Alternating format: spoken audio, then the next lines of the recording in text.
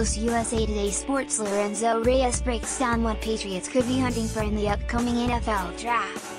USA Today Sports wildlife officials in Florida are investigating Denver Broncos linebacker Von Miller over a hammerhead shark he caught during a recent fishing trip off the coast of Florida. Miller would face up to 60 days in jail and a $500 fine, as determined by a judge, if the Broncos star is convicted of the unlawful capture of the hammerhead shark, according to the Florida Fish and Wildlife Conservation Commission. The crime is a second-degree misdemeanor. The Fish and Wildlife Conservation Commission began an investigation after People for the Ethical Treatment of Animals, PETA, called the possible violation to the Commission's attention. Hammerhead sharks are prohibited for capture in Florida waters. The FWC has received the images and video and is looking into whether or not a violation occurred in this incident. Fish and Wildlife Conservation Commission spokesperson, Carol Lynn Parrish said in a statement to USA Today Sports and other outlets. Miller posed with the shark before he released it back into the ocean. According to the Denver Post, prohibited species must be released immediately and unharmed, according to the Commission's website.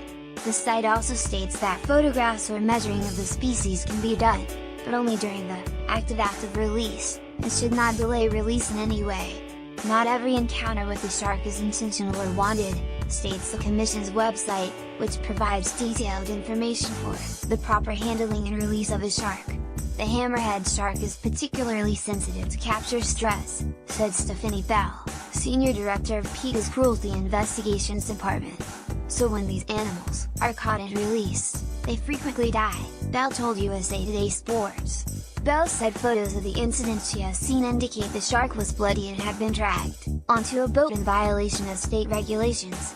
And we believe based on the images that this animal likely did not survive his encounter even though he was released into the water, Bell said.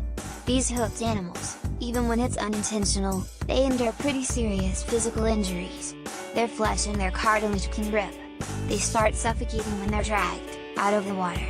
And even just the stress of all of it can't cause them to die of shock. Miller's father, reached by phone, told USA Today Sports he would forward a request for comment to the NFL star. TMZ was the first outlet to report the investigation. Von Miller's fishing trip in Miami was eventful. Twitter.com/5-3THT, Bleacher Report, at Bleacher Report, March 30, 2000.